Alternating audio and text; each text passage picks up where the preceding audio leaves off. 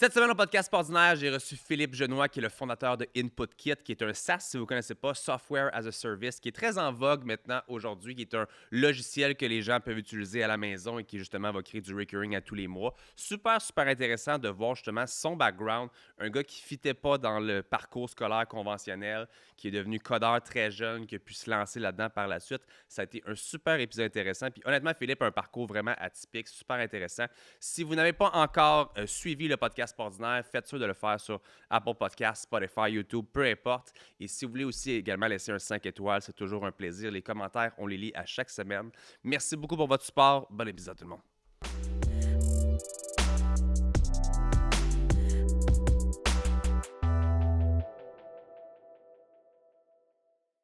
Un petit 2 minutes à l'épisode d'aujourd'hui pour vous parler d'un des sponsors du podcast ordinaire qui est InputKit. Est-ce que tu offres un service ou des produits qui sont selon toi exceptionnels, mais est-ce que tu manques d'avis clients? C'est souvent le cas pour bien les entreprises. C'est difficile d'aller rechercher le feedback positif des clients, mais si tu as un client insatisfait, s'inquiète pas qu'il va te l'écrire en 2 minutes. Eh bien, c'est là que InputKit peut justement faire la différence pour toi. Il va t'aider à aller chercher le maximum de reviews clients, à identifier les clients peut-être problématiques qu'on veut justement être certain de régler la situation. En moyenne, c'est 100 000 $ de plus par année pour les entreprises qui font affaire avec InputKit. Si tu veux avoir plus de reviews positifs pour ta business, va faire un petit tour sur le site web de InputKit. Et si tu veux utiliser le code promo pas ordinaire, tu peux bénéficier d'un 20 % de rabais sur les services de InputKit. Va faire un petit tour pour changer le destin de ta business. Merci énormément à InputKit de sponsoriser l'épisode d'aujourd'hui. Et sur ce, de retour à l'épisode. Philippe Genois, podcast ordinaire, comment ça va? Yeah, ça va super bien, toi? Ça va très bien. Merci d'être avec moi aujourd'hui. Super. Juste te le dire, tu es le premier podcast que je tourne depuis qu'aujourd'hui, c'est un bon timing. Aujourd'hui même, on a été nommé podcast émergent de l'année. On a gagné. Fait que t'es mon premier, t'es comme mon All-Time Game. Félicitations. Merci beaucoup. Puis bienvenue sur le podcast ordinaire. Merci, je suis content d'être là. Même si c'était loin, Laval, là, c'est good. T'es de quel coin, toi? Rive-Sud. Okay. Richelieu. Quand même, ok. J'en ai un qui sont venus de, je dirais pas de Gaspé, mais Rivière-du-Loup, puis on en a eu aussi. Fait que, hein, t'as pas été le pire encore aussi. On parle de ta compagnie InputKit aujourd'hui, on parle de ta carrière, on parle de beaucoup de choses, mais j'aime ça commencer un petit peu plus par la base, commencer un petit peu comment tu es devenu entrepreneur. Puis je pense que tu disais à Christine que c'est pas devenu comme du jour au lendemain, tu avais ça dans le sang, puis tu devais être entrepreneur, puis tu es parti un petit peu des sentiers battus. Ouais. Veux-tu nous en parler un petit peu? Ouais, sure. Je viens vraiment pas d'une famille entrepreneur. Là, fait que tout ça, c'est parti du fait que moi, j'étais un petit cul, genre 14-15 ans, puis je me sentais vraiment perdu dans le chemin traditionnel de comme, tu sais, on va à l'école, on trouve un job, puis tout. On dirait que ça me parlait pas, puis comme l'école, c'est qu'est-ce que tu veux faire plus tard? J'avais aucune idée de ce que je voulais faire. Fait que, tu sais, j'ai fait un peu comme tous les kids qui sont perdus. Qu'est-ce que j'ai fait? Je me suis mis dans le gaming. Je gamais genre 16 heures par jour à WoW, World of Warcraft. Puis j'ai comme oublié un petit peu ce truc important-là de choisir qu'est-ce qu'on veut faire dans sa vie en me noyant dans les jeux vidéo. Puis à un moment donné, j'ai commencé comme à je sais pas pourquoi, comme à apprendre à coder sur YouTube. J'avais genre 16 ans parce que je voulais comme essayer de faire de quoi. Fait que j'ai appris à coder. Je faisais des petits jeux, je faisais des petits sites web.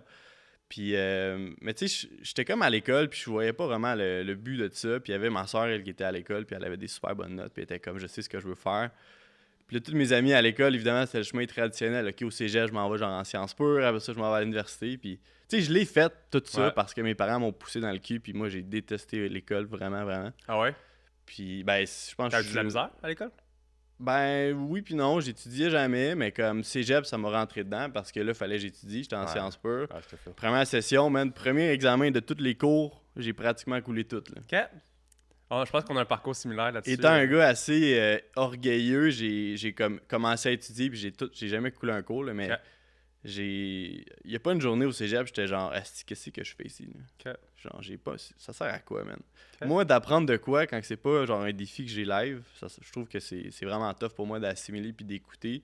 Puis mon attention span il est à peu près 2 minutes là. Fait que tu sais 3 heures dans un cours là, c'était rough. 6 vols, fait que Mais t'as quand même un diplôme. T'as fini j'ai fini mon cégep, j'ai fini mon bac. Je t'en parlerai plus tard là, mais ça m'a pris comme 9 ans finir mon bac. Fait que bref, tout ça pour dire que comme jusqu'à peut-être 17-18 ans, je me sentais vraiment perdu, mais je savais que je voulais plus que le chemin traditionnel, mais je savais pas quoi. Parce que tu sais, mes modèles, c'est qui? C'est mes parents, c'est mes amis, c'est mon entourage, mes amis un peu, tu sais, ils sont trop pas entrepreneurs non plus, leur famille non plus. Fait qu'à un moment donné, je suis tombé sur, j'écoutais des vidéos vraiment stupide sur YouTube, genre d'un Russe qui fait des expériences puis qui se casse la Ok. gueule. Puis c'était genre ma routine du soir, écouter des vidéos. Puis je tombe sur une pub de Ty Lopez. Dans le temps, je savais pas c'était qui Ty Lopez. T'as Le l'air gars- de savoir c'est qui. Ah, le gars de la bibliothèque. La dans le Lambo garage. puis tout. Là. Puis J'adore c'est ça. exactement cette vidéo-là. Il venait de la poster il y a une couple de mois. Ok. Puis moi, dans ce temps-là, je savais pas c'était qui. Fait que là, j'écoute ça, mais son message a tellement résonné avec moi, man. Puis, tu sais, c'est comme tu veux plus de la vie. Puis comme, oui, c'est ça que je veux. Moi, je veux Ouais. pas aller à l'école. Je veux, genre, fucking partir une business. Puis je veux me démarquer des autres. Je sais pas, ça vient d'où cette flamme-là. Ok. Puis, dans sa pub, l'appel à l'action, c'était d'aller de s'abonner à son programme 67 Steps qui disait, genre, une vidéo par jour pendant à peu près 2 mois, 67 jours. Ok. Puis ça va changer ta vie. Ok. Puis moi, j'étais tellement, genre, j'étais prêt à tout. Fait que je me suis abonné. Puis honnêtement, ça l'a vraiment comme tout changé pour moi parce que ça l'a bâti mon mindset un peu d'entrepreneur, mais surtout, c'est que ça m'a ouvert les yeux sur, hey, il y a un autre chemin possible dans la vie que d'aller à l'école, genre. Ok. Là, tu veux comme une petite naïveté quand même de jeunesse. C'est comme tu t'étais pas à te faire influencer par un peu n'importe qui, J'étais mais qu'en même influençable à temps, côté, là, tant genre. mieux. Mais oui, ça m'a vraiment servi cette naïveté-là. Puis j'étais tellement ouvert d'esprit, puis ça a été un de mes gros atouts, c'est que j'aurais été capable de croire un peu n'importe quoi, Ok. mais des fois, ça l'aide d'avoir la naïveté parce que tu vas jusqu'au bout des choses, puis t'écoutes, puis t'apprends, puis t'assimiles. Puis des fois, j'en parlais à des amis, c'est comme, ah, tu vas te faire scammer, c'est quoi ça? Faut que tu payes 67$ US par mois, genre, t'es-tu calme? Ouais. Je suis comme, big, c'est quoi le pays qui peut arriver? Je paye 67$, là. Ouais. Dans le pire des cas. Ouais. Ça me fait rire parce que ben, je veux dire, pas que ça me ressemble parce que moi, j'ai pas fini mon cégep, mais je comprends un petit peu la logique de comme tout d'un coup, tu te mets à étudier, puis là, tu coules tout ce que tu as à couler. Puis moi, j'étais autant orgueilleux que toi, mais moi, j'ai pas eu la flamme de dire je vais rester là. Moi, j'ai crissé mon camp. Ah, j'aurais aimé ça avoir le courage de crisser mon camp. Mais tu serais peut-être pas là aujourd'hui. Ah, je pense pense encore que plus tout loin. est- Tu penses ça? Ah ouais, vraiment. Ah ouais? L'école, tu sais, ça m'a appris comme à être discipliné, mais je suis pas tant discipliné anyway, fait que Ok. non, pour vrai, j'ai juste perdu vraiment beaucoup de temps. Là. Ok. Ok. Ouais, mais c'est Fait que ceux qui particulier quand même. écoutent, lâchez pas nécessairement l'école, ça Non. dépend c'est quoi votre profil, là, mais Mais y a-tu quand même quelque chose que tu dirais que tu gardes? Puis je dis ça comme. Je suis le gars le moins scolaire ever. Dans Ouais. le sens où je pense que j'ai été bon à l'école parce que j'étais bon à l'école, mais quand tu arrives à devoir étudier, mais c'est un autre pathway dans ton cerveau que j'avais pas du tout. Y a-tu quand même des choses d'avoir fini ton deck puis ton bac que tu dis aujourd'hui, dans ce que je fais en affaires, ça m'est quand même utile? la seule chose qui me vient en tête, c'est que j'ai fait, dans mon bac, je faisais un stage chez Desjardins, c'est là que j'ai rencontré mon partner aujourd'hui. Fait que, Ok. comme d'ouvrir mon réseau de contacts un peu, Ok. ce que j'aurais pu le rencontrer ailleurs, for sure. Ok. À part de ça, man, pour vrai, là, mon cégep, j'ai fait de la fucking philo, genre de la bio, genre Ouais. je disséquais des cœurs, là. C'est comme, je comprenais rien de la fucking bio. J'aimais les maths, j'aimais la physique, mais est-ce qu'aujourd'hui je m'en sers trop pas, là? Ouais. Puis ça l'a, I guess, ça l'a forgé ma résilience de faire de quoi que ça me tentait vraiment pas de faire pendant longtemps. Ok. Mais non, pour vrai, pas grand-chose de concret que j'ai vraiment sorti de là. Ouais. Ça me ramène à aujourd'hui, peut-être. Est-ce que tu as l'impression que cette résilience-là, c'est un avantage de... Encore une fois, je te dis ça, j'aime ça faire des parallèles souvent avec ce que moi-même je vis, mettons, dans l'entrepreneuriat ou rien. Puis quand tu es entrepreneur, puis que je pense que tu assez lean, ton équipe, là, vous n'êtes pas 1001, c'est comme tu es encore le cadre dans beaucoup de choses. Il y a peut-être des fois des moments où est-ce que tu as 1001 tâches à faire, puis que tu vas plus vers les tâches que tu as envie de faire ou les plus faciles, ou ceux que tu peux mettre le plus de crochets. Je te dis ça de connaissance, ou est-ce que j'essaie de plus en plus de faire les hard tasks, puis faire des choses. As-tu l'impression Ouais. peut-être que d'avoir fait cette école-là, puis que tu n'avais pas envie de le faire du tout, ça donne un petit edge aujourd'hui sur faire des choses que tu n'as Peut-être. pas tout le temps envie de faire? Je pense que ça m'a aidé surtout dans les premières années de ma business quand je portais 48 chapeaux, puis il fallait que je fasse Ouais. tout ce que je voulais pas faire, dont les ventes, dont les trucs qui me faisaient sortir de ma zone de confort. OK. Peut-être un peu, ça m'a aidé, là, mais ouais, c'est ça. Ok. J'ai un avis assez arrêté, mettons, sur l'école en général. Ça dépend évidemment ce qu'on veut faire, là, mais comme Ouais. moi, surtout ma façon d'apprendre marchait pas avec le système normal, mettons, d'école. Moi, je Ok. suis beaucoup plus dans le pratique, puis j'ai besoin d'apprendre des choses qui vont me servir comme assez rapidement. Tu sais, d'autres personnes que j'ai reçues sur le podcast qui me disaient que le peu qu'eux, ils ont, mettons, pris de l'école, puis ça dépend peut-être qu'est-ce que eux autres, ils ont été comme... C'est quoi les cours qu'ils ont pris, whatever. C'était peut-être le côté comptable, le côté finance, ou toi, as-tu eu des choses dans ce genre-là qui te sont utiles aujourd'hui ou fuck all? Man, je te dis, moi, parce que je suis vraiment autodidacte, fait que Ok. tout ce que j'apprenais à l'école, surtout à l'université, je l'avais appris sur YouTube, là, Ok. 2 ans, genre. Puis tu sais, si j'ai un défi, ça, encore une fois, c'est moi, mettons, mais si j'ai un défi sur la finance, j'achète un livre sur Amazon, je le lis, puis c'est fini, genre, ou j'écoute un tutoriel sur YouTube. Ouais. On a tellement accès à l'information aujourd'hui que c'est comme bizarre le fait que tu apprennes tout en amont, tu oublies 95% de ça, puis le jour que tu en as besoin, il faut que tu retournes. C'est comme Chris, je vais l'apprendre quand j'en ai besoin. C'est vrai. Ça fait du sens. Mais je pense encore une fois que c'est ton type de personne. C'est mon type de personne, for sure. Là. Ça s'applique pas à tout le monde, ça, je sais. Ouais. J'en ai un chum en ce moment qui bâtit sa maison, puis le gars, il a jamais bâti sa maison de sa vie, puis il dit Chris, il m'a sorti des vidéos YouTube. Puis moi, je le regarde à l'extérieur. Tout sur YouTube. Moi, je le regarde, je suis comme Big, t'es un malade. Là. Moi, je peux pas faire ça. Mais je peux comprendre de toi, mettons, de voir les choses comme ça, d'une chose à la fois, parce qu'à l'école, tu vas passer 1 an sur quelque chose, comme tu l'as dit, 95%, tu vas pas t'en rappeler ou tu t'en crées. Ça n'a pas rapport à ce que toi, tu veux faire. Mais ouais. Avant de rentrer un petit peu plus dans les affaires, dans ta premier moment de carrière, justement, là-dedans, as-tu quand même un parcours de job-in, de job? Tu as parlé de coding un peu. Je pense que tu as fait des sites web, comme tu me l'as dit. Ouais. Y a-tu cette portion-là d'un peu plus, quand même, marché du travail conventionnel? Pas beaucoup. Pas beaucoup? Pas beaucoup. J'ai été des job-in d'étudiants, genre BMR, des affaires de même, camp de jour. Première job, vraiment job, là, c'était mon stage chez Desjardins. Puis après 3 jours, j'étais comme, c'est pas fait pour moi. Okay. Je suis plus capable. Okay. Puis tu sais, puis je m'excuse si, mettons, Desjardins écoute, là, mais je bilais 8 heures puis je travaillais 40 minutes par jour. Là. C'était comme, je passais mon temps, tu sais, je te parlais de mon co-founder que j'ai rencontré là, j'étais tout le temps à son bureau, puis dans le temps, il travaillait sur un projet comme à l'extérieur de la job, on faisait juste parler de ça, j'étais comme, man, c'est hot. Fait que je le dérangeais, je coupais sa productivité à lui, moi, je faisais absolument pas grand-chose. Mais tu sais, j'atteignais mes objectifs parce que c'était comme trop facile, I guess. Puis, mais c'était aussi le fait... Je vais te raconter une histoire, mettons, que pour moi, ça a tout changé. J'étais développeur web chez Desjardins, comme un stagiaire. Puis, on fonctionnait par sprint de développement. Un sprint, c'était à peu près, de mémoire, comme 2 semaines. Puis après le sprint, on avait ce qu'on appelait un Scrum Meeting. C'était comme un meeting dans lequel on donnait du feedback, toute l'équipe ensemble. Tout le monde avait la chance de donner ses idées sur le sprint qui venait de se passer, puis les processus, comment ça pourrait être mieux. Puis je trouvais ça tellement nice comme exercice. Fait que là, moi, comme naïf, le petit stagiaire, comment ça marchait? Il fallait que tu avais un post-it. Mettons, tu écrivais ton idée, tu allais le coller au tableau. Puis à la fin, une fois que tout le monde avait mis ses idées, il y a le Scrum Master, dans le fond, lui qui lead la rencontre, prenait un post-it à la fois, puis il disait, c'est qui a fait ça? Lève-toi, puis explique ton idée aux autres. Tu sais, première rencontre, j'en avais genre 10. Il y en a que ça fait 5 ans qu'ils sont là, ils n'en ont jamais mis un, petit post-it. Fait que là, moi, je lance mes idées, puis je suis comme, c'est hot, ils vont voir quand. Tout shut down. Genre, t'es qui, toi, ce stagiaire, là? Reste assis, là. Arrête, là, c'est-tu. Ouais. Fait que là, j'ai eu le feeling de genre, OK, moi, je décalise de là. C'est pas fait pour moi. Puis, turns out, quand je suis parti, Jean-Philippe, qui s'appelle mon associé, il était encore chez Desjardins, puis il m'a dit 80% de tes idées, ils ont implémenté quand t'es parti. Je pense que c'est souvent ça. Hein? J'étais comme arc. Ouais. À quel point, genre, qui sont, en tout cas, ouais, whatever. Là. OK. On a parlé de jeux vidéo, on a parlé de coding, etc. Là, tu as été développeur web. Est-ce que tu sens que ça a 100% forgé ton reste de carrière par la suite? Parce que, bon, on va en parler, tes choix puis ta business d'aujourd'hui. Est-ce que ça, c'était ancré clair, net et précis dans ta tête, que c'était la direction que tu allais aller? Que c'était justement le web? Ou... Parce que, tu sais, on va en parler dans pas long. Je vais parler de tes business qui n'ont pas fonctionné. Ouais. Mais est-ce que tu as tout été dans le concept développeur web, informatique? Oui, puis non, dans le fond, tu sais, quand j'étais petit gars, genre, je voulais faire l'inverse de mes parents, les deux étaient en informatique. Fait que j'étais comme, je vais faire tout l'inverse de eux. Finalement, j'ai comme commencé moi-même à développer des sites web et des applications sur le App Store, sur la Apple Watch quand elle est sortie. Puis j'ai comme eu la piqûre, mais surtout parce que ça m'aidait. J'étais capable avec la tech, l'informatique, de prendre une idée puis d'arriver à un résultat final assez rapidement sans vraiment gros d'investissement. Tu veux bâtir une maison, ça prend quand même beaucoup d'investissement de partir ton idée, de ton plan jusqu'au... En informatique, c'est facile. Ouais. Tu fais des lignes de code. Fait que ça, j'ai vraiment trippé.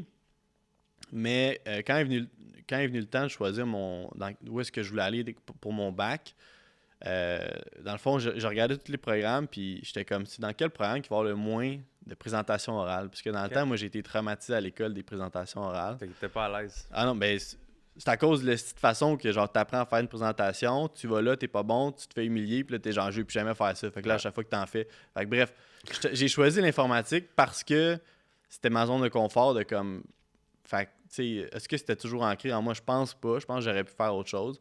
J'étais allé en informatique, j'ai eu vraiment la piqûre, j'ai aimé ça. Puis je suis quand même assez paresseux dans la vie. Puis l'informatique, ce qui est le fun, c'est que tu peux bâtir quelque chose qui vit sans toi, puis qui amène la valeur aux autres sans toi. Puis ça, j'aimais ce concept-là, de créer un logiciel qui, lui, après ça, va, mettons, un jeu ou un logiciel qui va amener de la valeur sans que ça soit tout le temps, moi, j'échange mes heures contre de l'argent. Ben, moi, je trouve que je suis un grand passionné de ce qui est tech. Puis quand j'étais jeune, moi, c'était les forums, puis les jeux vidéo, puis faire des mods pour des jeux, puis les affaires du même comme ça. Ma jeunesse, ça a été ça.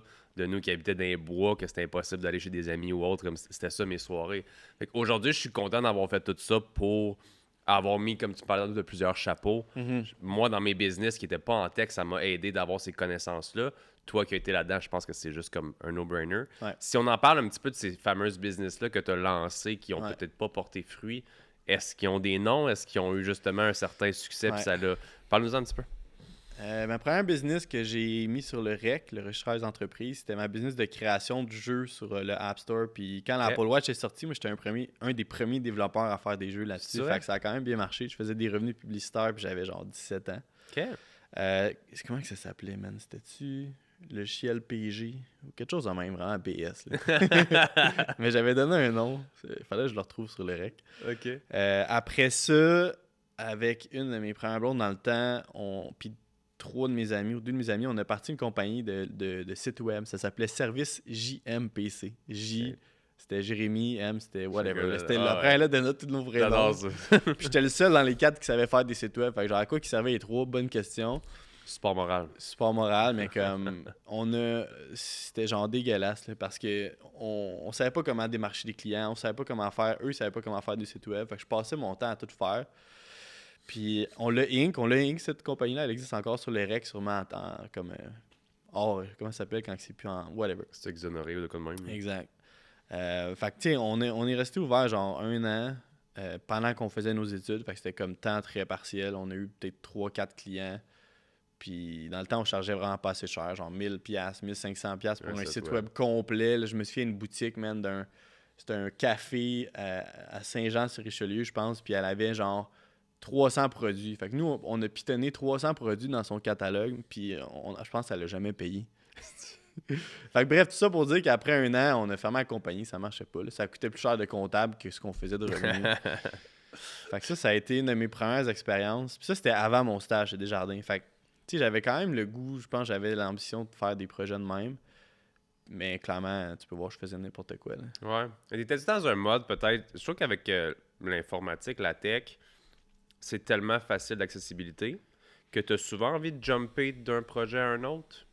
As-tu eu ce feeling-là un peu de toujours vouloir faire soit plusieurs choses en même temps ou à la première nouvelle popularité de quelque chose? Comme tu as parlé, la App Store, c'était un trend à ce moment-là, tu as sauté dessus. Puis est-ce que dans tes traits de caractère, tu as lâché ces projets-là un moment donné parce que comme le trend est fini ou ça, ou c'était juste, comment tu vois justement avec la tech à quel point que c'est difficile de peut-être juste garder les yeux sur un projet? C'est vraiment difficile de focus. Ouais. C'est tout le temps le new shiny thing, là, de comme, OK, ça a l'air... Là, c'est l'AI, OK, tout le monde parle de business d'AI. Mais avec le temps, j'ai appris que les business les moins sexy, c'est elles qui font le plus d'argent, qui fonctionnent le plus sur le long terme. Puis c'est les gens qui persévèrent dans la même affaire qui vont créer des vrais impacts sociaux ou genre pour leur vie perso et tout. Fait que oui, ça a toujours été difficile pour moi de focusser. Je pense, mettons, j'ai des amis entrepreneurs qui ont encore plus de misère à focusser, qui ont genre 14 projets. Moi, j'ai acheté il y a 1 an une autre compagnie à cause de cette espèce de FOMO-là, le Fear of Missing Out. Fait que, mais oui, c'est quand même très difficile pour moi de focusser sur une chose. Mais le temps m'a appris qu'il fallait vraiment focusser si je voulais quelconque le résultat. Là. Parce que tu dis vraiment, c'est exactement ça. Je pense que plusieurs entrepreneurs, c'est ça qu'on ressent, le fear of missing out. Puis je pense qu'en ce moment, c'est pire que jamais. Je me sens tellement à tous les jours en retard, on dirait, sur le AI. Où est-ce que tu mets un petit peu de temps à développer quelque chose ou à trouver de quoi, ou même à t'aider dans tes propres tâches quotidiennes. Puis le lendemain, il y a une mise à jour, puis il y en a une sur toutes les différentes plateformes d'AI maintenant. On dirait que tu te sens jamais capable c'est quoi le terme? De catch-up. Tu es tout le temps en retard un petit peu en arrière. Puis ça, on dirait que j'aime pas ce feeling-là. Mais en affaires, comme tu le dis, de tout le temps passer d'une business à l'autre. Tant mieux si tu étais capable de peut-être plus te concentrer sur un projet. Ça n'a pas été facile. J'ai plein d'anecdotes au peu que je pourrais te raconter. Avec plaisir. à chaque 6 mois, j'étais comme en mode, j'étais écœuré, je crisse tout là, puis je pars à autre chose. Puis là, je reviens parce que l'autre chose n'a pas marché, genre. Mais en tout cas, ça a été super tough. Surtout quand t'as pas de traction au début, puis que ça va pas à la vitesse que tu veux, c'est tough de focusser sur ton affaire qui est vraiment pas sexy, puis en plus, qui fait pas beaucoup de... Ouais.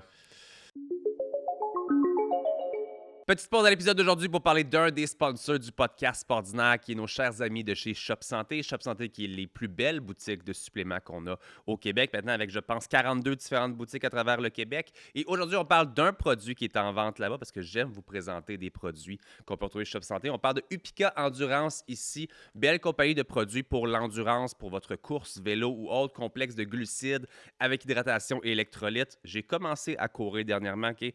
Je ne ferai pas des marathons demain, là, mais j'ai commencé à utiliser Upica et honnêtement, très, très belle formule, très beau complexe. Vous allez voir ça, shopsanté.ca si je ne dis pas n'importe quoi, ou sinon dans une des 42 différentes boutiques. Merci énormément à Shop Santé de sponsoriser l'épisode d'aujourd'hui et sur ce, de retour à l'épisode. Je pense que tu disais justement que, tu disais à Christian après entrevue que tu as même justement avec des projets qui n'ont pas fonctionné, même sombré dans peut-être une espèce de petite dépression. Je ne sais pas si on peut la qualifier de comme ça. Ouais. Tu veux-tu nous en parler un peu? Parce que je pense que c'est une partie que autant les hommes ne parlent pas très souvent, que l'entrepreneur en général veut essayer probablement de ne pas se rendre là, mais sans cash, souvent les gens sont gênés, je pense, d'avouer qu'ils ont déjà eu une certaine part de dépression. Avec toi, ça s'est traduit comment? Ben, tu sais, mon parcours, je pourrais l'expliquer plus en détail, mais à différents moments, j'ai eu beaucoup d'échecs au début de mon parcours, puis à un moment donné, c'est d'accumuler ces échecs-là. J'ai atteint certains moments que j'étais comme au bout du rouleau, là, j'étais comme OK, qu'est-ce que je fais avec ma vie? Puis j'étais genre dans mon lit en train de pleurer en petite boule chez mes parents, puis j'étais comme fuck ma vie, là, c'est quoi ça? Là? Puis après une journée, là, tu sais, au début, je suis comme OK, je vais faire ce que tout le monde m'a dit de faire depuis le début. Je vais retourner à l'école, je vais trouver une job. Puis une journée après, j'étais comme non, c'est même pas une option pour moi. Ouais. Fait que là, qu'est-ce qu'il me reste à faire? Ben, faut que je me relève, puis tu sais. Mais ça reste que j'avais besoin de cette journée ou deux là de comme un peu s'habituer sur mon sort là, vraiment comme juste pour que ça sorte, les émotions sortent, puis OK, là, Chris, c'est bon là. Qu'est-ce qu'on fait là? T'as-tu besoin d'aide un petit peu de l'externe? As-tu besoin de... Puis t'as-tu des personnes comme ça? On parlait de tes parents, mais on n'a pas parlé excessivement beaucoup, mais y a-tu des personnes dans ton entourage que tu sens qui sont quand même... qui ont été ou qui sont encore là aujourd'hui, puis que ça... Ou, tu sais, des fois, ça se peut que ce soit juste toi aussi, là. Je veux dire, y a-tu... J'avais un certain très bon... Ben, il est encore un très bon chum aujourd'hui, mais lui, c'était le genre de personne... C'était comme un peu mon go-to, là. Quand j'avais quelque chose, j'allais le voir, puis il était super bon pour écouter, puis on allait prendre des marches, puis des fois... tu sais, moi, des fois, il faut juste que je l'extériorise, puis je me rends compte à quel point c'est cave ce que je suis en train de dire. Ouais. Ou que quelqu'un me le dise, ben non, Chris, ça fait pas de sens ce que tu dis. Je suis comme, OK, c'est good. T'as juste besoin d'avoir... Fait que lui, il m'a vraiment aidé, puis après ça... Dans le temps, non, j'avais pas beaucoup de mentors dans ce temps-là. Puis ça, c'est un truc, si je pouvais recommencer, je m'entourerais plus de mentors. Mais, tu sais, je lisais beaucoup, j'écoutais beaucoup de podcasts. Fait que mon mindset était quand même solide grâce à ces gens-là. Okay. Des mentors, genre... c'est ça, pas physique, mais comme à travers les trucs de même. Au moins d'avoir des gens qui t'apportent une certaine motivation, une certaine direction, même si c'était pas directement, tu sais, targeté vers toi. Là, comme tu l'as dit, c'était plus à large avec des podcasts ou comme Ty Lopez, etc. T'en as-tu aujourd'hui des mentors ou des gens que tu suis plus? Ouais, énormément. Ouais. Aujourd'hui, c'est le jour et la nuit. Là. Okay. Ouais. C'est parce que j'ai appris, j'ai tellement comment je pourrais dire ça? Pendant longtemps, moi, j'ai tout le temps eu le feeling que je suis capable de faire mieux que tout le monde. Fait que j'étais comme, si j'écoute le mentor, je vais être limité à son potentiel à lui, qu'il a réussi à atteindre. Puis avec le temps, je suis comme, ouais, c'est pas tant intelligent comme façon de faire parce qu'il y a du monde qui sont fucking forts, là. Faut juste que j'y trouve, puis il a fallu que je trouve l'humilité de me dire, OK, non, je suis vraiment pas le meilleur, puis si je suis capable d'apprendre de quelqu'un qui a vécu tous les problèmes que je vis aujourd'hui, mais comme il y a 3 ans, 4 ans, 5 ans, ben, c'est fou à quel point je vais plus vite puis que c'est plus intelligent comme façon d'apprendre. Là. Fait que là, ça fait peut-être 1 an et demi que je suis vraiment mieux entouré. J'ai rejoint des communautés aussi comme Ça se passe. Je sais pas si tu connais. C'est une communauté de SaaS. Les SaaS, c'est des compagnies de logiciels comme moi. Justement, j'étais sur son pod à Frank. Puis il a créé une super belle communauté de SaaS. Fait que là, on a un groupe privé de founders qu'on se meet à chaque couple de mois. Puis ça m'a permis de rencontrer des founders qui sont genre 3, 5, 10, 15 ans devant moi. Puis j'ai la chance de les côtoyer, de les avoir comme mentors. Puis quand je leur parle d'un défi que j'ai, c'est comme, ouais, je suis passé par là, man, j'ai essayé ça, tu devrais faire ça. Je suis comme, oh shit. OK. Je pense que c'est important parce qu'à un moment donné, quand t'es dans un travail conventionnel, je dis pas que tu as plus d'options, plus de gens autour de toi, mais tu as quand même, tu sais, tu as des choses à. Tu as des comptes à rendre, tu as des tâches précises. L'entrepreneur, des fois, je pense que tu le vis. Il y a des journées que ça va bien, il y a des journées que ça va pas bien, il y a des projets qui avancent bien, il y a des projets qui avancent pas bien, puis il y a des journées où est-ce que tu pourrais rien crisser puis faire plus d'argent que la journée que tu as travaillé pendant 20 heures. C'est très, je vais pas dire instinctif parce qu'il faut que tu sois organisé, mais il y a des moments, je pense, dans un parcours entrepreneur que c'est comme ça, puis que je pense qu'on est bon, nous autres, à juste tout emmagasiner, puis pas nécessairement avoir de personnes à qui en parler ou... Hmm. C'est tellement important. Ça dépend encore une fois de ta personnalité. Moi, je suis du genre que s'il faut que j'en parle parce que sinon j'accumule, Ouais. puis là, ça devient une montagne, genre. Alors que si j'en parle, puis je l'extériorise, peu importe c'est à qui, là. Tu sais, moi, j'ai comme une coach slash psychologue d'entrepreneur OK? que ça, c'est game changer pour elle, là. Puis, fait que ça m'aide beaucoup, mais c'est aussi des amis, en fait, c'est des amis entrepreneurs, ça, c'est super important parce que sinon, tu sais, je les aime super d'amour, mes autres chums, mais comme ils comprennent pas mes défis. Puis Ouais. je- quand je leur parle, pour moi, dans leur tête, je suis comme le kingpin esti, qui fait du cash. Fait qu'ils sont comme, ah, pourquoi il y a ces problèmes, c'est rien, là. Fait que d'en parler avec des amis entrepreneurs, tu sais, qui peuvent relate d'une certaine façon, ça m'aide vraiment beaucoup. Es-tu Mais capable de ouais. faire la distinction entre justement ces différents groupes d'amis-là? Puis peut-être qu'avec l'âge, à un moment donné, ça vient aussi. Est-ce que tu t'es tanné des fois de juste parler de business avec tes amis qui sont pas business? Tu sais, on dirait qu'il y a une Ouais. passe des fois où est-ce que surtout quand tu es fier de ce que tu fais puis que ça avance puis tu vas en parler à tout le monde, puis surtout si c'est ça ton quotidien. Tu sais, moi, je veux dire, si mes chums me parlent de leur travail conventionnel, j'aime ça les écouter. Mhm.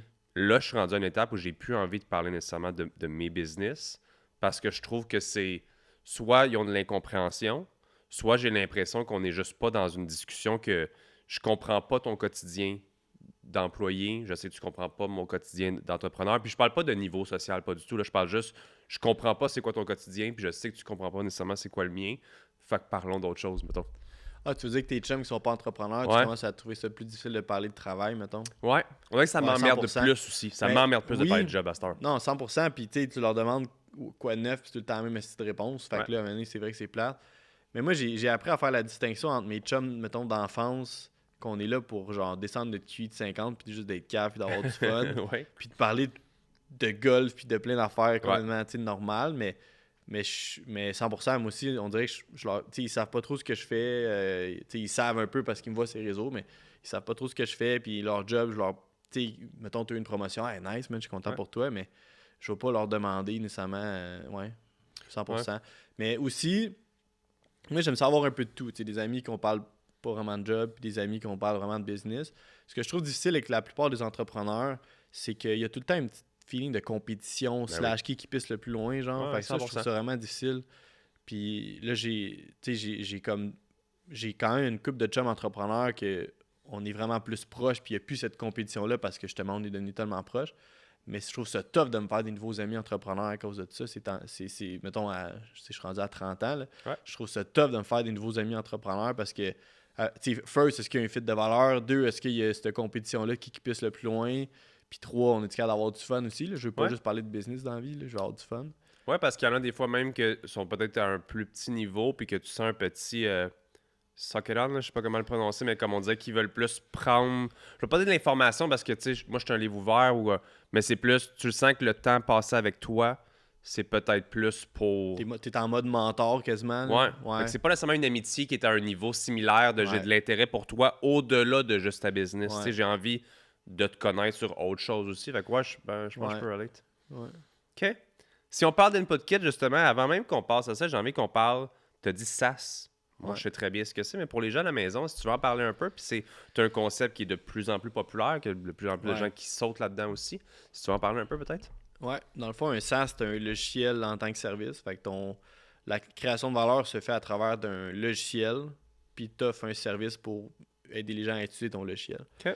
Puis tu sais, InputKit, juste avant qu'on rentre là-dedans, c'est Ouais. vraiment pas mon premier SaaS, là. Je peux peut-être OK. revenir Oui, à ma 100%. première expérience de SaaS. Je reviens quand j'étais chez Desjardins. Jean-Philippe travaillait sur un projet dans le temps, ça s'appelait Doctor. C'était une application mobile, OK, OK. dans le fond, qui listait les urgences au Québec avec le taux d'occupation de chaque urgence. Fait que toi, mettons, tu vas aller à l'urgence, mais mettons, pour tes enfants ou quoi que ce soit, ou pour toi, t'attends pas d'attendre 10 heures, tu vas faire 1 heure de route pour attendre peut-être 2 heures à la place. OK. Fait que l'idée, c'était qu'on prenait cette data-là qui était publique, puis on le mettait sur une belle application mobile. Fait que lui, il travaillait sur ce projet-là. Puis j'étais comme, hey, c'est vraiment nice, je peux-tu comme vous aider gratuitement comme stagiaire? Puis j'ai rejoint la team. Il était 4 gars, puis j'étais le 5e late co-founder. OK. Puis c'est là que j'ai eu vraiment la vraie première piqûre entrepreneuriale, c'était ce projet-là. Pour elle, c'était malade. On faisait pas une scène, par contre. Puis à l'inverse, j'ai tout mis mon argent que j'ai fait chez Desjardins. Fait que j'ai perdu avec ce projet-là financièrement, mais c'était vraiment nice. Tu sais, on est passé dans pas mal tous les médias du Québec. On a eu des spikes de download. Des fois, là, un matin, je pense, salut, bonjour, on passait, puis on a eu comme 30 000 downloads. Notre serveur a crash.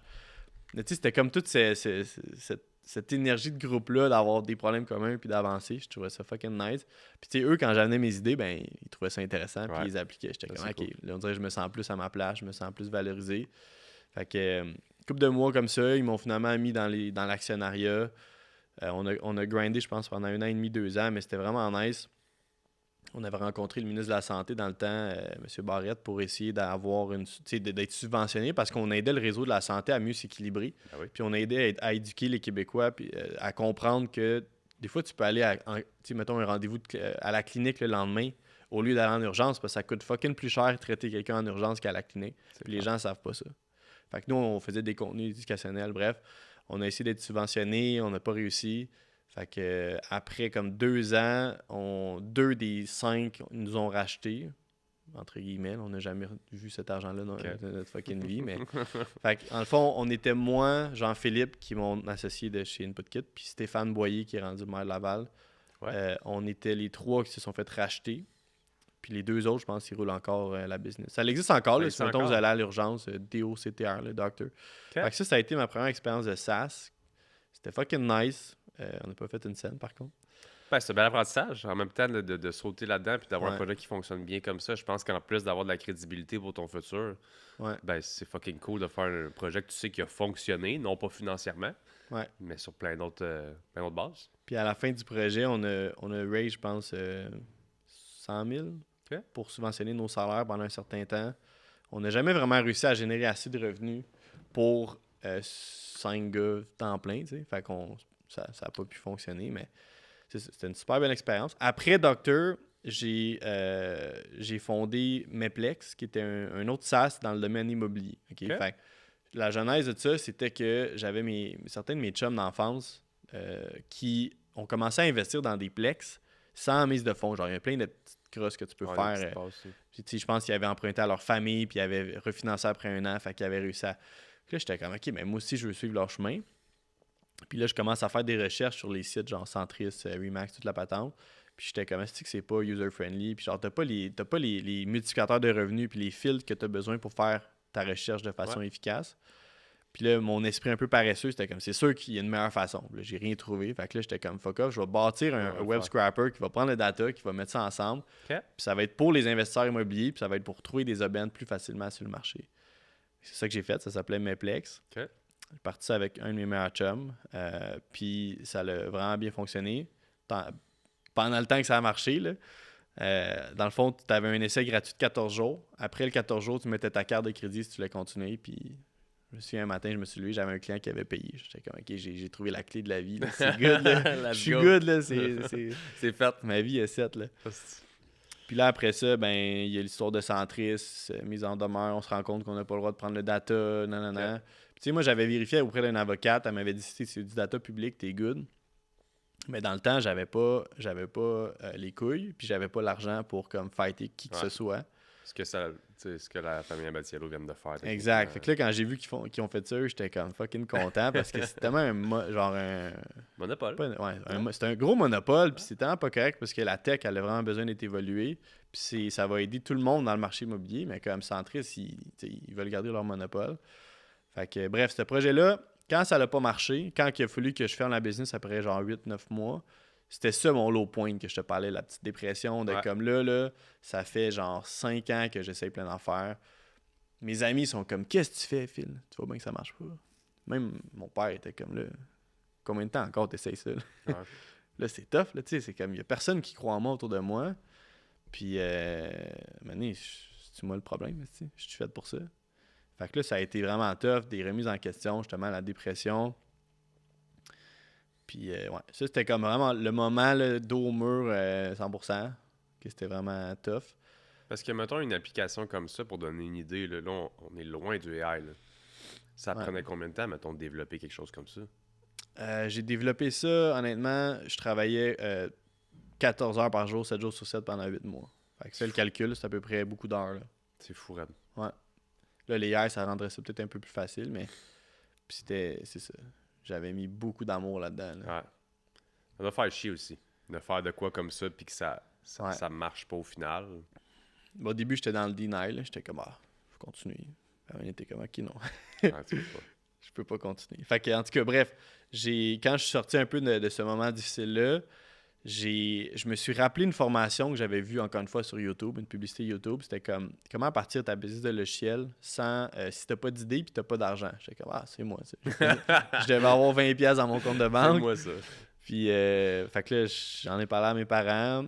Mon père était comme ça a l'air bien trop cher. Ma mère était comme ok, je te le passe. OK. Fait que ma mère elle me l'a prêté. Nice. J'ai acheté la formation, ça coûtait quand même 3000 US, quelque chose de même. Quand même. C'était une formation aux États-Unis. OK. Puis tout ce que tu avais accès, dans le fond, c'était deux choses. C'était du contenu vidéo et une communauté de plein de gens qui ont acheté le programme en même temps. Fait que ça faisait comme une cohorte, dans le fond, d'étudiants. Puis j'ai suivi les capsules. Puis tu sais, l'idée de ce programme-là, c'était fucking intelligent. C'était comme au lieu de bâtir un produit puis d'essayer de le vendre après, fais l'inverse. Va parler à des gens sur le terrain, écoute c'est quoi leurs problèmes, écoute c'est quoi leurs défis, trouve des problèmes qu'ils veulent régler puis qui sont prêts à te payer pour les régler. Puis fais ça. Développe ce que ça, ils veulent, genre. Fait que c'est ça que j'ai fait. That's it? Puis ben après ça, ça a été super tough parce que dans le temps, j'étais encore ultra gêné puis j'avais aucun contact. Fait que tu sais, la première étape, c'était comme choisir une industrie. Moi, j'avais choisi les cabinets comptables. Okay. Demande-moi pourquoi, là. C'était genre... Turns out que c'était le pire choix, mais c'était ça que j'avais choisi. Puis c'était genre contact des propriétaires de cabinets de comptables par LinkedIn, cold call, cold email, puis genre, fais des entrevues avec eux au téléphone. Okay. Fait que juste ça, là, c'est simple à faire, mais comme ça m'a pris tout mon petit change pour chaque jour me motiver de faire ces appels-là. Parce qu'à la base, c'était quoi le reach-out? C'était comment est-ce que tu amenais il donnait des templates, là. Il donnait des templates de cold call puis de courriel. J'ai encore mes templates là, dans mon ordi, mais c'était genre... l'objet du courriel, c'était genre « question étrange pour l'interrogation ». Puis après ça, le texte, c'était genre hey, « Salut, je fais un projet de recherche dans le domaine des cabinets comptables. Je veux parler avec les meilleurs cabinets comptables au Québec. J'ai vu ton site web, j'aimerais ça te parler. » L'idée, là, c'est de comprendre ton quotidien pour éventuellement développer une solution qui va te faciliter la vie. Okay. Je veux juste 10 minutes de ton temps. Puis il y en a qui répondaient à ça, genre voici quelques défis que j'ai en ce moment. Puis là, je les appelais, puis j'étais comme merci pour ton temps, mais comme j'ai d'autres questions. Okay. Puis au début, j'étais tellement malaisé que les entrevues duraient 5 minutes. Puis j'étais comme ok, merci, bye bye. Mais là, en 5 minutes, t'as rien trouvé de vrai problème. Non. Puis là, avec le temps, je devenais meilleur. Puis après ça, c'était 5, 10 minutes, 15 minutes, 20 minutes. Puis à un moment donné, j'allais en personne aussi. Fait qu'en personne, c'était toujours plus facile. C'est plus tough pour lui de dire, ben, Chris, ton camp, là, c'est comme c'est trop long. Okay. Au téléphone, à un moment donné, c'est comme, ok, je suis occupé, je raccroche, bye. Puis avec le temps, j'étais devenu vraiment bon. Comme 30 minutes, 45 minutes. Puis dans les entrevues qui duraient 45 minutes et plus, c'est là que j'arrivais à trouver des vrais problèmes. Puis j'ai trouvé plein de problèmes. C'est comme, honnêtement, ceux qui veulent partir d'une business, c'est la meilleure. C'est pas facile à faire, c'est simple, mais c'est pas facile, mais c'est la meilleure façon. Faut que tu parles avec du monde qui ont des problèmes, qui ont de l'argent, puis qui sont prêts à payer pour résoudre ces problèmes-là. Puis t'es la solution au final. Exact. Fait que, puis tu sais, la raison, dans la cohorte, là, on était 150 étudiants qui avaient acheté le programme. On était sur une communauté Facebook, on faisait des Skype dans ce temps-là. Puis... Puis, on a fait un petit update après, je pense, 1 an. Puis, il y a une seule personne qui a fait une vraie business à partir du programme, c'est moi. Ah ouais? Puis la raison, je pense, c'est parce que moi, j'avais le dos au mur, puis j'étais comme en mode, là, il n'y a rien qui marche, crise dans ma vie. Là. J'ai une seule option, puis c'est que ça marche. Là, il faut que j'avance par en avant. Fait que, tu sais, toutes les étapes, c'était assez simple, mais c'était très difficile de le faire, surtout quand c'était pas ta zone de confort, de faire de la vente, puis de parler avec des gens. Tu sais, j'avais quel âge? J'avais 22 ans. Je parlais avec des messieurs de 50 ans qui conduisaient genre des fucking, pas des Lambo, mais comme, tu sais, pour Ah ouais. moi, j'y voyais comme sur un piédestal de genre, je suis qui, moi, pour genre leur parler puis leur poser des questions. Avec le temps, je me rends compte que les gens sont très généreux de leur temps.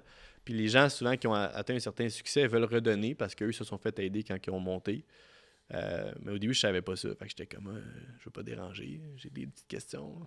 Ben, puis surtout quand tu te rends compte que c'est pas parce que tu as atteint un certain succès que tu n'as pas 1001 problèmes. Comme tu l'as dit, tu arrivais avec le potentiel d'offrir une solution. Toi, c'était très large parce que comme tu savais pas c'était quoi encore ta solution que tu allais offrir. Mais de dire que quelqu'un est un avocat puis il fait même, on va dire des millions par année. Mais c'est sûr qu'il y a 1001 problèmes à régler. On a Tous des tous problèmes. 1001 problèmes. Ouais. Fait comme, je pense que c'était juste ton stress puis où est-ce que tu étais à ce moment-là. Puis mon manque de confiance. Ouais. Ouais. Mais je pense que la vente, c'est une des choses les plus difficiles à acquérir comme skills. Ouais. Mais je pense que tu peux être honnête et dire que c'est probablement celui que tu as eu le plus valuable dans ce que tu as 100%. appris parce que tu étais un bon codeur, un gars. Tu étais tout pour amener la solution, mais si tu n'es pas capable de la vendre, tu n'es pas Ça sert plus bien absolument parti. à Ben oui, rien. c'est ça. Non, c'est le meilleur skill que j'ai appris. Puis aujourd'hui, je suis un très bon vendeur. Ouais. Puis c'est le meilleur skill. Tu sais, ça me donne la confiance que si un jour je pars un autre projet, c'est comme la chose la plus importante. Là. Ouais. Surtout avec les AI, tu sais, les logiciels, c'est rendu de plus en plus facile à développer. Ouais. Ce qui va vraiment différencier une business d'une autre, maintenant, ça va être le go-to-market, comment tu te commercialises, comment tu approches ta clientèle. Ouais. C'est ça qui est le game changer. Là. Je suis 100% d'accord. Je vais vous parler d'un des sponsors du podcast Pas Ordinaire, qui est l'entreprise Mindblow Energy. Et on se mentira pas, OK? Mindblow, c'est mon entreprise à moi, donc je sponsorise la même entité. Mindblow sponsorise le podcast Pas Ordinaire. Quand j'ai découvert les nootropics il y a plusieurs années, qui sont des suppléments qui augmentent tout ce qui est cognitif, je suis tombé en amour avec le concept et je me suis dit, il faut absolument lancer une compagnie québécoise, canadienne pour ces produits-là. Alors, on a créé comme ça un supplément qui est rapidement devenu trending en ligne, numéro 1 sur Amazon pour tout ce qui est énergisant. Si vous avez besoin de focus, de bonne humeur, d'énergie à longue durée sans crash, c'est vraiment le produit pour vous. Et on a même une version prête à boire comme ça ici, qui est une boisson énergisante conventionnelle, mais avec des suppléments à l'intérieur. De délicieuses saveurs. On a 4 saveurs pour le supplément aussi, disponible sur Amazon ou mindblowenergy.com. Et vous pouvez utiliser le code pas ordinaire sur mon site web pour 10% de rabais. Merci beaucoup à Mindblow de sponsoriser l'épisode d'aujourd'hui. C'est moi qui sponsorise l'épisode. Ben oui. Est-ce que ce dit projet-là a été Input Kit? Oui, OK. exact. Au début, ça s'appelait Upsells Kit. OK. Parce que je augmentais tes ventes. OK, j'aime ça. Fait qu'on a commencé dans un cabinet comptable Ouais. avec Input Kit. Si on peut en parler un petit peu de c'était quoi peut-être le bêta projet, Ouais. puis de où est-ce qu'on en est aujourd'hui?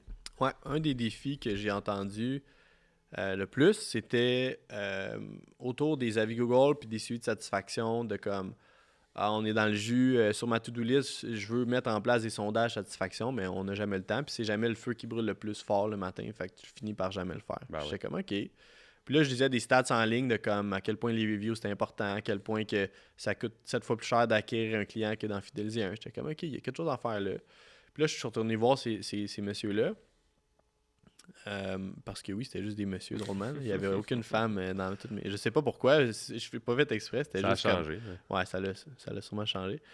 Puis j'étais comme, OK, mais si je l'automatise, là, ton suivi de satisfaction, serais-tu prêt à payer, je sais pas, 200$ par mois pour ça? Ouais. OK. Fait que là, l'autre étape dans le programme, c'était qu'il fallait que je demande un chèque.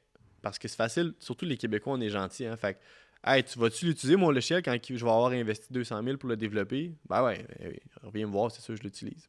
Là, tu le développes, et le gars, il s'en crise de toi après. Ouais. Fait que l'idée, c'était de valider avec un chèque de 300$, que comme si t'es vraiment down, là, puis que ça règle un vrai problème pour toi, démontre-moi un certain commitment aujourd'hui. Puis ton chèque est remboursable anytime. Là. Si demain matin, tu te lèves, t'es comme c'est qui Philippe, là, genre c'est un fraudeur, tu m'écris, puis je te rembourse anytime. Fait que j'ai une couple de chèques de même. Puis c'est comme ça que ça a parti de comme. Puis tu sais, le programme, ce qui m'a vraiment aidé, c'est qu'il m'obligeait à ne pas coder. Parce qu'il savait qu'il y avait beaucoup de développeurs dans ce programme-là, que leur zone de confort, c'était de développer puis de coder. OK. Fait qu'il disait, si tu rentres dans le programme, là, tu touches pas à une seule ligne de code. OK. Fait qu'il fallait que je me trouve un co-founder ou quelqu'un, mettons, tu pouvais trouver des sites en ligne pour trouver des développeurs, mais moi, il y avait Jean-Philippe Ok. qui me suivait un peu depuis qu'on s'était laissé avec Doctor. Puis là, il était comme, hey, ça a l'air cool ce que tu fais, si jamais tu as besoin d'aide, let me know, tu sais. Fait que tout de suite, j'étais comme, hey, j'ai trouvé un problème, let's go. J'ai des chèques qui rentrent dans ma boîte aux lettres chez mes parents. Là. C'est bon. Ça, c'était insane. Hein? J'étais C'est chez mes ça. parents, man, j'allais à la boîte aux lettres à chaque jour, puis des fois, j'avais des chèques de 300$. J'étais comme, sinon, il est bizarre. Là. Ouais. J'avais le syndrome de l'imposteur à côté dans ce temps-là. Puis en tout cas, fait que là, Jean-Philippe m'a rejoint. C'est lui qui a développé, dans le fond, le Early Platform, la plateforme initiale. Puis je sais pas où ce que je m'en allais avec mes skis, là, mais Justement, c'est ça la continuons par rapport à InputKit, comment ça s'est développé à ce moment-là, parce qu'on était dans une seule industrie. Ouais. De ce que j'ai pu voir moi-même en ligne assez rapidement, on est dans plusieurs industries maintenant, ça s'est développé dans d'autres features aussi. Ouais. Fait, d'aujourd'hui, puis de tout le travail qui a dû être mis derrière ça, qu'est-ce qui est devenu InputKit aujourd'hui? Ouais, fait que c'est ça. Pendant les 2 premières années, là, c'était vraiment le plus tough parce que je focusais juste sur les cabinets comptables et j'avais mergé aussi avec les cabinets d'avocats. OK. Puis je focusais là-dessus, puis j'étais tellement genre... Je m'entêtais à continuer là-dessus, puis on voyait que c'était tough. Ils voyaient pas beaucoup de valeur, il y avait pas beaucoup de volume de clients par année, ce qui veut dire qu'il n'y a pas beaucoup de sondages par année, ce qui veut dire qu'il n'y a pas beaucoup de potentiel à vie Google par année. J'étais comme... Mais je faisais de mon mieux, fait que là, j'essayais là-dedans. Mais ça a été les périodes les plus difficiles parce que j'avais pas de traction, j'arrivais pas à faire de la vente. Ma première année, là, j'ai fait 6 000$. Okay. Même ma mère, elle a ri de moi. Là. Elle était comme, mais là, c'est pas assez. Ben, je sais, Calice, je travaille là-dessus. Là. Fait que, tu sais, c'était tough, c'était lent. Puis, tu sais, deuxième année, je pense qu'on a fait genre 60 000. Mais, tu sais, 60 000, là, c'est... Moi, j'avais une job la fin de semaine parce que c'était pas assez pour me faire vivre. Troisième année, c'était genre 180 000, mais c'est lent, là. Ouais. Fait que, bref, par chance, en fin 2019, j'ai un contact qui m'a référé à un propriétaire de recrutement de 4 cliniques dentaires. OK. Puis là, on a fait un petit meeting, puis il était comme, hey, je sais que tu vises les comptables, mais comme, je pense que ça marcherait vraiment bien pour nos cliniques. J'étais comme, OK, let's go, on le teste. Fait que là, on a commencé avec ces cliniques, puis du jour au lendemain, c'était jour et la nuit. Là. On avait beaucoup plus de taux de réponse des clients au sondage, on avait beaucoup plus d'avis Google, on apportait beaucoup plus de valeur aux yeux, mettons, du propriétaire. Puis ça a été vraiment comme, OK, on a peut-être trouvé une niche intéressante plus que... Puis aussi, l'affaire, c'est que les comptables sont pas faciles à changer leurs habitudes, genre. Ouais. Fait que moi, ce que j'avais, c'était les exceptions dans l'industrie de comme ceux qui étaient early adopters, qu'on appelle, là. Mais après ça, quand j'allais dans la masse, c'était tout du monde avec des... Tu sais, c'est comme... Non. Ouais. Fait que alors que là, le monde dentaire, c'était beaucoup plus ouvert au changement. Et on avait fait une intégration avec le plus gros logiciel de gestion de clinique dentaire qui s'appelle Dentitech au Québec. OK. Puis ça nous ouvrait la porte à s'intégrer avec 2500 cliniques au Québec. Fait que là, ce que j'ai fait, j'ai commencé à, moi, reach out à ces cliniques-là.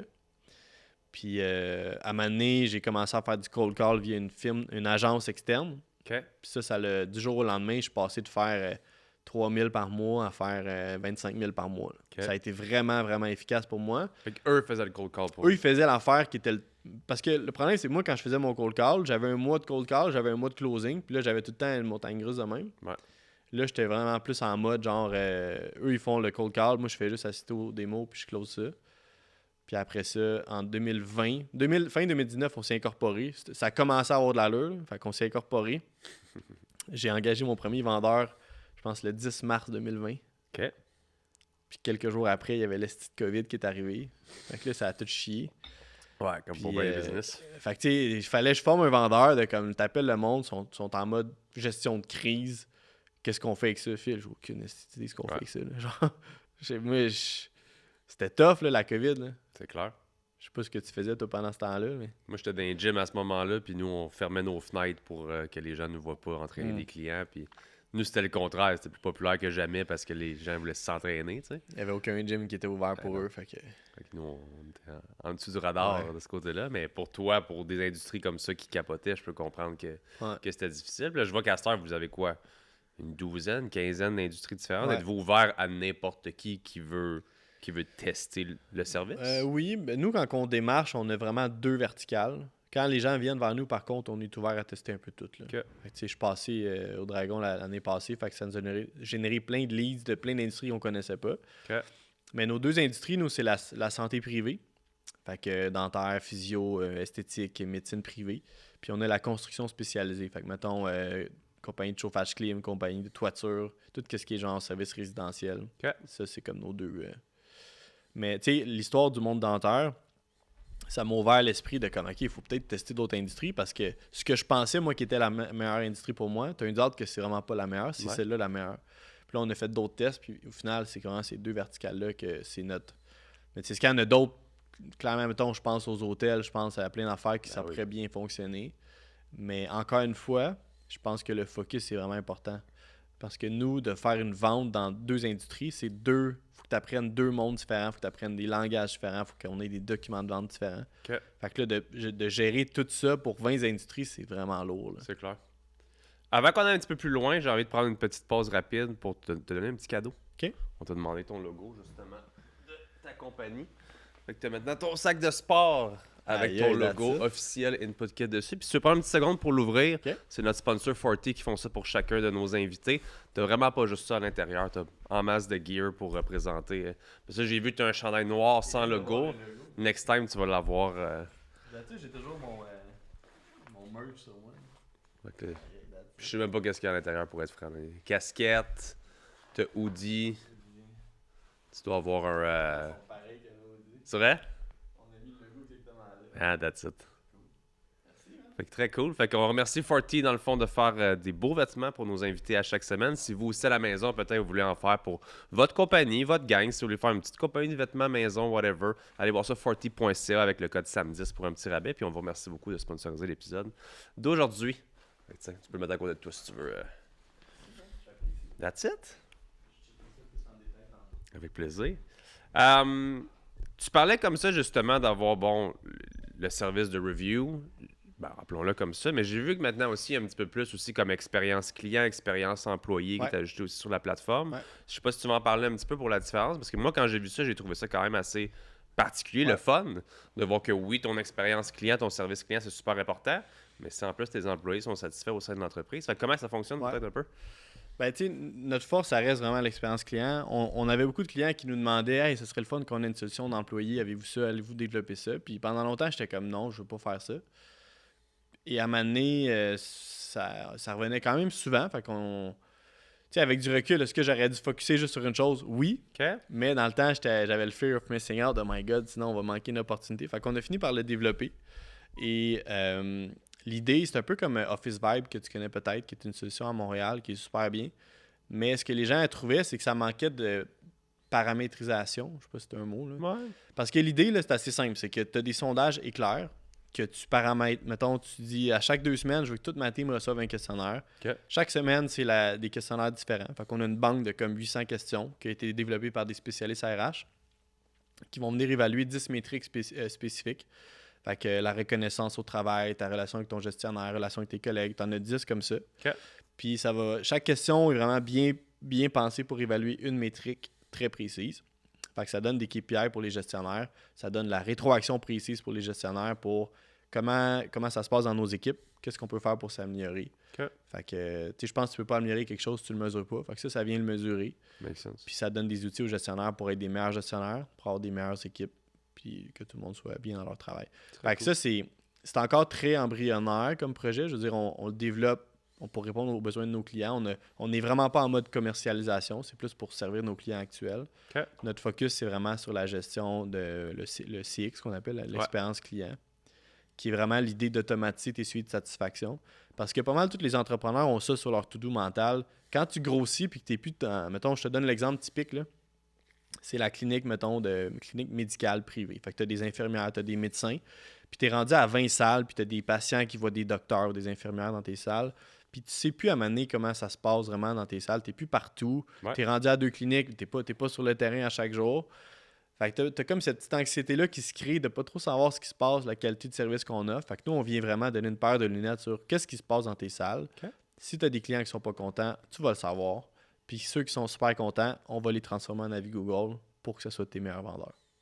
Es-tu d'accord quand même que ça, je pense que c'est quelque chose que beaucoup de compagnies prennent à la légère quand même, mais que, à la légère, je dis ça, puis dans un monde où est-ce que les gens achètent de plus en plus en ligne aussi, je pense que depuis qu'Amazon est autant gros, les gens achètent de plus en plus basé sur les reviews et autres. Ouais. Je pense que le social proof a toujours été important, mais aujourd'hui encore plus qu'autre chose. Aujourd'hui, tu vas choisir pratiquement ta clinique ou selon ce que les gens pensent, non pas parce qu'il est à côté de chez vous. 100%. Fait que toi, c'est tout ce que tu vis aussi dans l'industrie, de voir à quel point les avis clients, que c'est rendu quasiment la base, la première fondation Fondation, ouais. pour une compagnie. 100%. Ouais. Puis ça a vraiment évolué. Le marché est plus éduqué maintenant au Québec que le 7-8 ans quand j'ai commencé.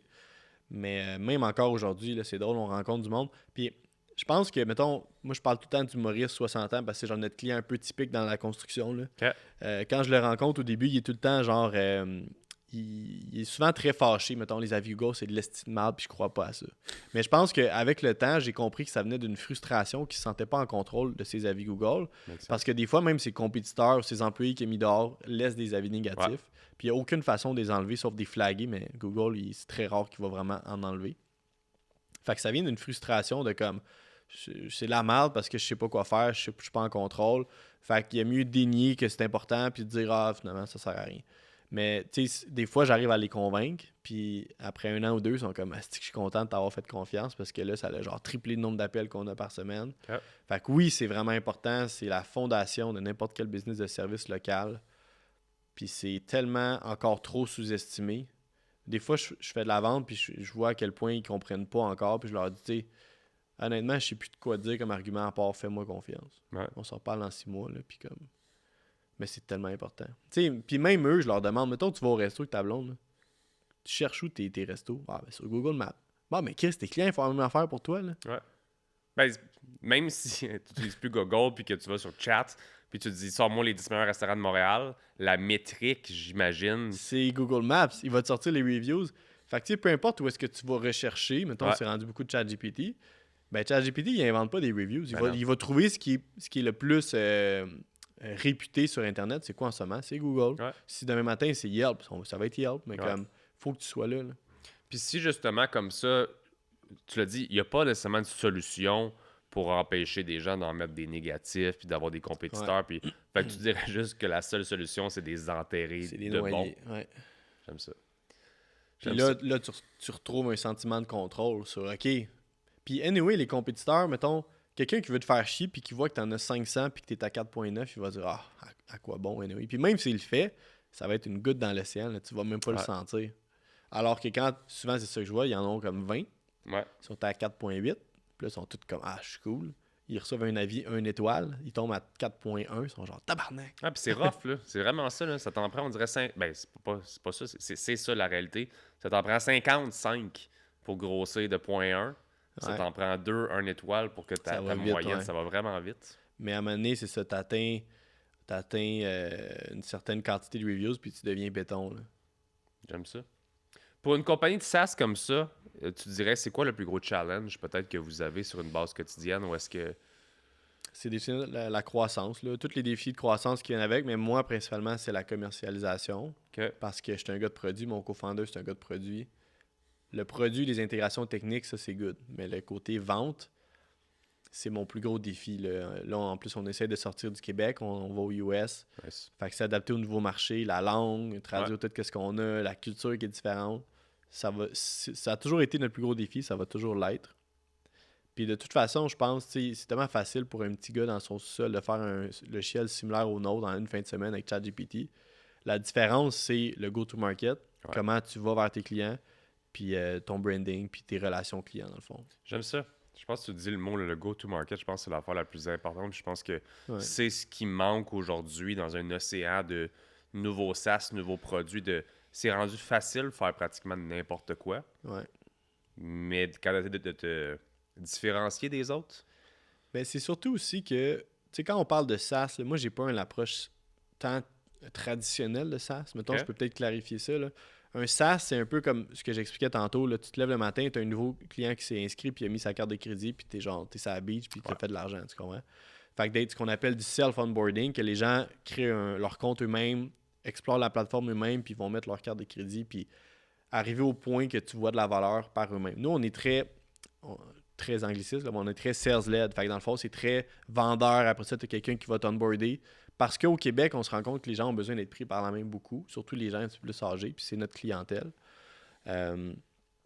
Fait que je sais pas ce que j'allais avec mes skis, mais c'est juste pour dire que nous, on est très... C'est pas l'approche typique de SaaS. Ouais. Tu sais. Tantôt, je parle, c'est quoi un SaaS? Ouais. Un SaaS typique, c'est vraiment... Puis je pense que ça va devenir de plus en plus dur d'être des SaaS product-led, vraiment que les gens s'inscrivent eux-mêmes. Parce que c'est facile maintenant de créer un logiciel. Là. Ouais. Puis je veux dire, moi je suis un grand amateur puis consommateur de SaaS dans le sens où je suis sur AppSumo à chaque semaine à trouver quelque chose qui est nice puis qui est différent. Puis j'en ai même C'est acheté. ce gars-là, toi, qui achète Ouais. des lifetime deals, parce que ça, son genre, reste on est poigné avec ce gars-là. Ouais, ben moi J'ai fait cette erreur-là. Puis une il y fois. en a que c'est incroyable comment que c'est hot, comme il y en a que j'ai jamais utilisé. Ouais. Puis il y en a des logiciels que j'utilise aujourd'hui que c'est le genre de logiciel qui valait 2000$ par mois, v'là 2 ans. Tu sais, mettons, de trouver des influenceurs, des affaires comme il y a une belle évolution grâce au AI ou grâce à cette ouverture de SaaS possible-là, puis que moi j'aime beaucoup, puis j'en profite. Mais toi, mettons, qu'est-ce que j'ai vu sur le site web, je te pose la question si vous avez fait le test. Y a-tu un challenge par rapport à présenter vos prix versus ne pas les présenter? Sur le site web? Ouais. Moi, en étant un consommateur, souvent, c'est quelque chose des fois qui m'arrête, mais je suis Moi aussi. je suis un pressé de la vie. Si mettons Stripe, là, je voudrais que tous les payment providers soient comme ça, Ouais. que je peux onboard là, puis process là. Ouais, je suis pareil comme toi. OK? Moi, si je vais sur un site de SaaS qui n'a pas de prix, là, je rage quit. OK. Je le fais. Si je peux pas créer mon compte live, je rage quit aussi. Fait que on l'a testé. OK. Est-ce que ça change quelque chose? Honnêtement, pas tant. C'est parce que dans le temps, on essayait d'être justement plus que les gens s'inscrivent par eux-mêmes, puis quand on a mis les prix, ils s'inscrivaient beaucoup moins. Parce que, tu sais, quand tu as une force de vente, tes prix sont naturellement plus élevés que quand tu es... puis souvent, quand on n'a pas la chance de bien faire une démo puis d'expliquer c'est quoi la valeur ajoutée, puis qu'ils voient les prix, souvent, c'est comme ça refroidit assez vite. Fait que, bref, c'est quelque chose que, tu sais, éventuellement, ma vision, moi, c'est qu'on soit vraiment, qu'on arrive pour les plus petits clients, qui puissent créer leur compte, qui puissent voir les prix d'avance, puis qu'on ait quand même notre force de vente pour les clients plus medium, big, enterprise. OK. Fait que, ouais. Fait qu'il y a-tu une solution en tête pour justement des gens... Est-ce que travaillez-vous avec l'e-com ou pas du tout pour l'instant? C'est vraiment plus... Je pense que votre modèle d'affaires, c'est vraiment plus pour les Entreprise le de service service local. On a Ok. certains e-com, des magasins qui ont pignon sur rue, mais qui font aussi, mettons, de la vente de machines à café ou de café en ligne. OK. Puis ça fonctionne très bien aussi. J'essaie Mais, de voir justement, tu sais, j'essaie même de me prendre pour exemple. C'est définitivement un service qui serait efficace pour moi puis qui Ouais. serait valuable de dire une meilleure façon j'ai plein d'anglicismes aujourd'hui là, de gather le plus. Moi, Ah, peut-être ça se parler peut. en anglais Des fois, là, d'avoir le plus d'avis, justement, autant Google qu'Amazon, que Ouais. whatever, comme c'est toutes des Ouais. choses qui ont tellement de valeur pour moi puis qu'on travaille sur une base quotidienne. Fait que Ouais. toi, c'est-tu des choses qu'éventuellement, il y a déjà dans le pipeline de peut-être Oui, évoluer j'aimerais vers... ça. Parce que Ouais. tu vois, mettons, toi, on t'aurait sûrement pas comme client parce que t'aurais rage quit sur notre page web. Peut-être. Puis t'aurais pas genre book a démo. Là. Ouais. Mais Donc- je comprends le why. Parce que je me dis, comme tu l'as dit, si quelqu'un a accès à une plateforme automatiquement, puis que c'est pas intuitif ou que c'est pas comme même pas une ligne de code, là, si c'est pas un plugin WordPress ou Shopify que dès demain tu as plus de reviews, comme il y a des gens qui ne sont pas de tous les jours sur Internet, Ouais. premièrement, c'est pas eux-mêmes leurs propres développeurs de site web ou autre, puis que c'est pas instinctif pour eux, dont l'avocat, puis le comptable, puis le dentiste, que lui, Ouais. il check sa clinique ou il répare une dent. Mais tu sais, dans l'optique qu'on veut être le plus large, le plus horizontal possible, il faudrait qu'on ait un sales sign-up et que tu puisses avoir accès au prix et tout.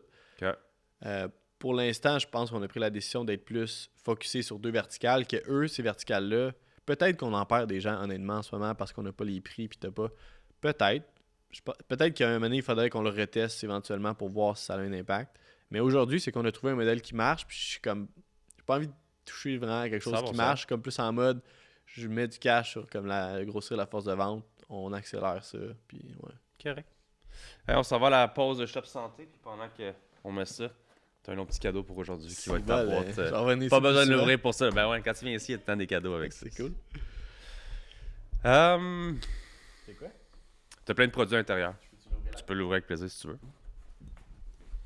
J'en profite pour garder mes dernières questions. Puis, habituellement, les gens ne l'ouvrent pas sur le podcast. Il le faut à la fin. Ça va le faire l'autre fois, c'est pas grave. Mais merci. Ouais, ça fait plaisir. Merci, Shop Santé. Où est-ce que tu en es aujourd'hui, justement, avec tout ce que tu as accompli? Maintenant, je pense qu'on peut dire que tu vis bien de tout ce que tu fais, etc.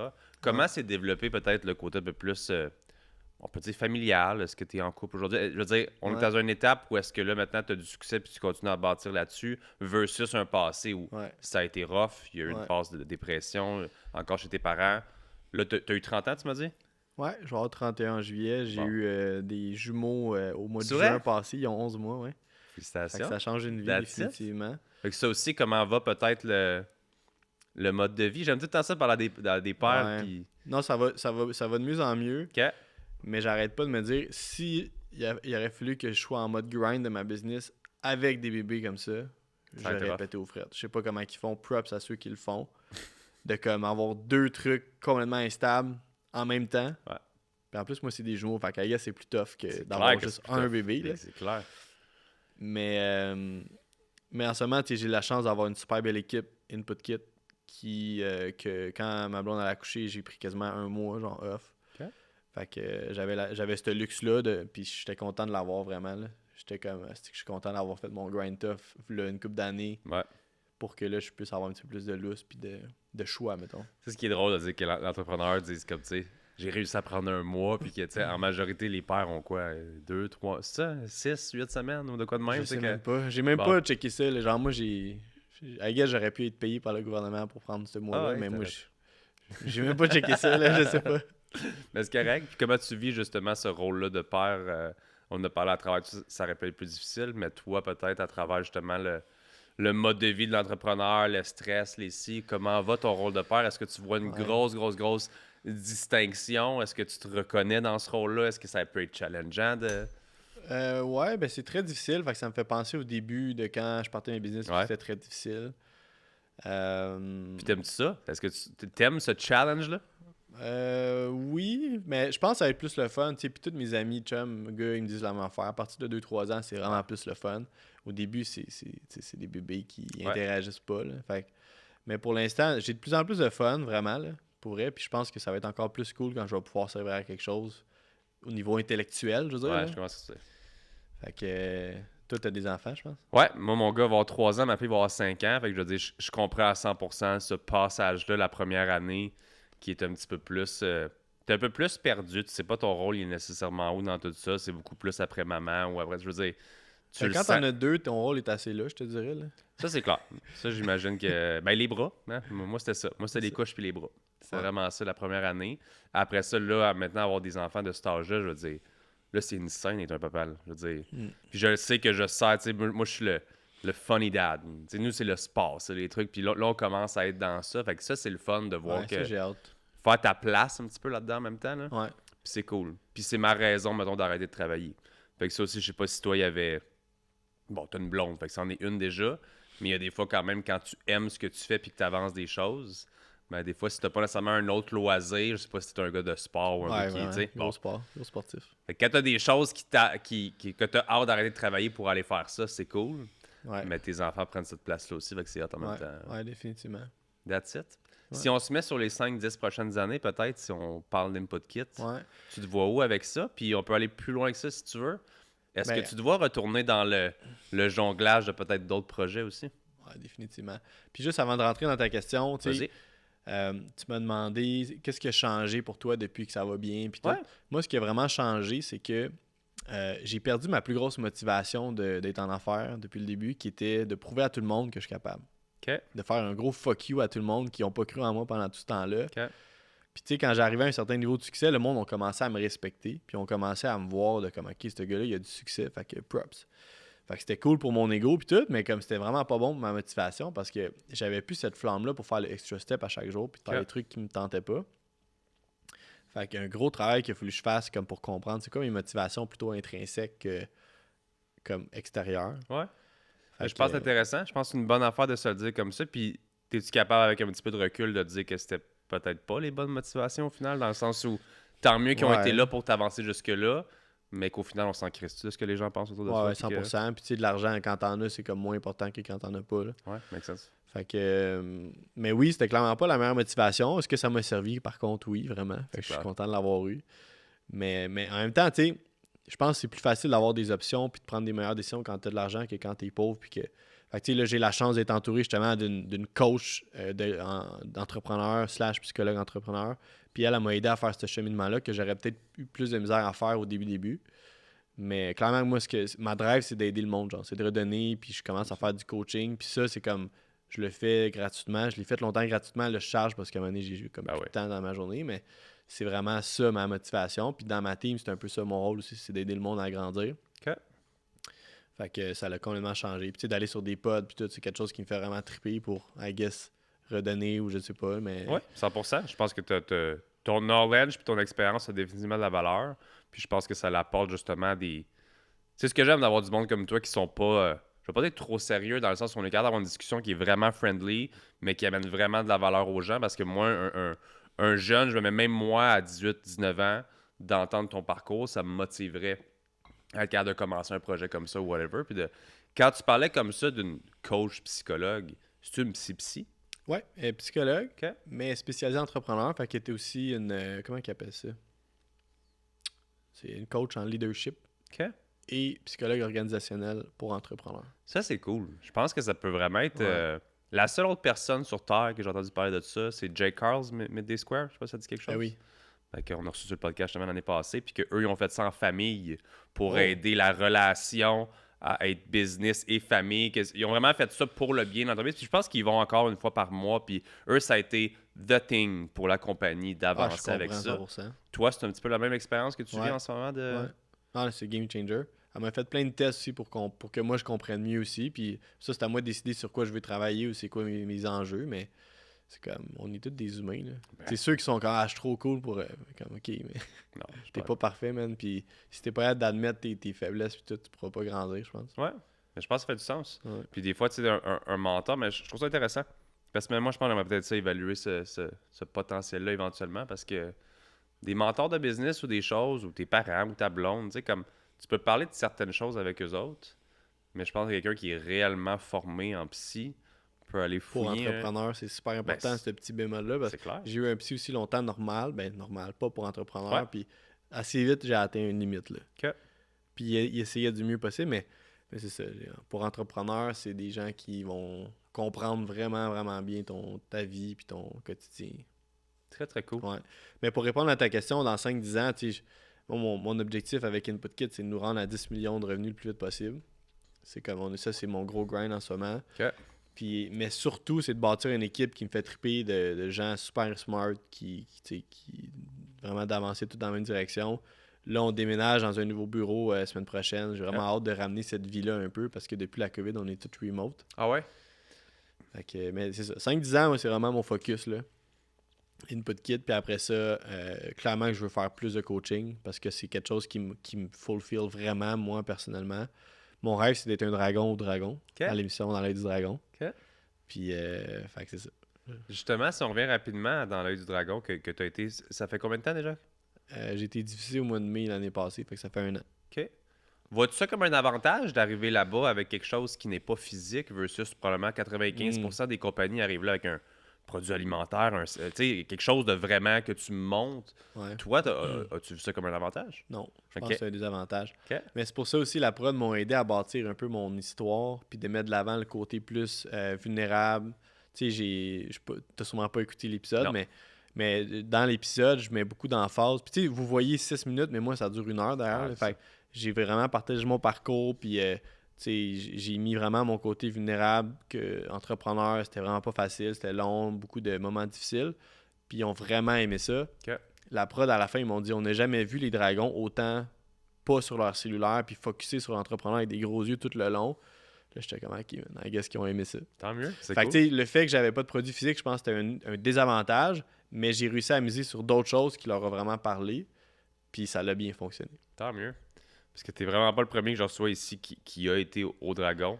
Puis je trouve ça cool que c'est quand même une plateforme qui semble, dans tous les cas, qu'il y ait des deals, qu'il n'y ait pas de deals, qu'il y ait whatever, la majorité des gens, je pense que ça a donné quand même un beau tremplin si le produit est positif, là, le produit ou le service. Puis c'est juste ça que j'ai eu la chance de recevoir sur le podcast. La crédibilité aussi, puis c'est pas rare qu'on rencontre des clients, mettons, en première rencontre, qui sont quand même, on est allé voir votre site web, puis sur notre site, c'est écrit en gros, genre tel que vu à l'émission. Fait que là, ils prennent un petit 5 minutes, puis ils sont comme, ah, c'est non, mais cool. Puis Philippe, là, il me voit sur le Zoom quand je suis là, c'est comme, ça me donne la crédibilité, ça me donne un... Je pars pas à zéro, je pars vraiment à quelques points de trust déjà. Là. That's it. Mm.